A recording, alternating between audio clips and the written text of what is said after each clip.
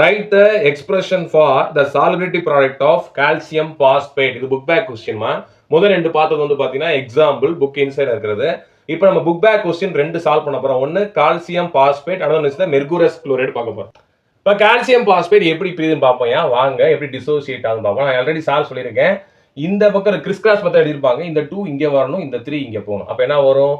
Ca2 plus என்ன வரும்? PO4 3 minus அப்படி வரும். சரியா? இப்போ பேலன்ஸா இருக்கான்னு பார்க்கணும்.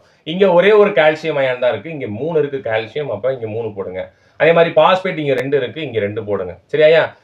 கான்சன்ட்ரேஷன் கொடுக்கல. அப்ப என்ன பண்ணணும்? இதை எஸ்ன்னு வச்சுக்கணும். எத்தனை இருக்கு? 3 இருக்கு. இது எத்தனை இருக்கு? 2 இருக்கு. எழுதியாச்சு.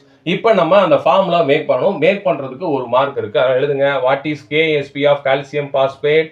கால்சியம் அயான் கான்சென்ட்ரேட் இன்ட்டு என்னதுமா பாஸ்பேட் அயான் கான்சென்ட்ரேட். சார் முடிஞ்சா? முடியல. என்னது?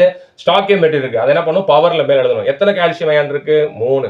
எத்தனை பாஸ்பேட் அயான் இருக்கு? 2. சரி, what is the concentration of the calcium ion? 3s. அதை அப்படி சப்ஸ்டிட் பண்ணுங்க. 3s cube. அடுத்து என்ன இருக்கு?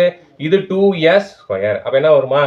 27s cube into 4s square. நிதானமா நீங்க ஸ்கொயர் கியூப் பண்ணி எழுதுங்க. எவ்வளவு ஆன்சர் உங்களுக்கு தெரியும். இது ரெண்டையும் மல்டிப்ளை பண்ணி என்ன வரும் அப்படின்னா 108s5 வரும். சரிங்களா? 2 3 ரெண்டு என்ன பண்ணும்? மேல கூட்டுவோம். அப்ப KSP of calcium phosphate is 108s power 5. சரிங்களா? இதுதான் இதனுடைய ஆன்சர். சரியா?